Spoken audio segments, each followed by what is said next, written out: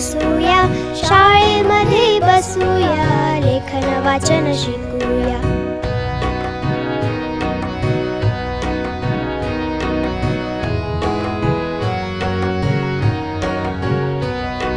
शब्द वाचून बोलूया, शब्द पाहून लिहूया, शब्दावरून वाक्य बनवून वाक्य आपण वाचूया.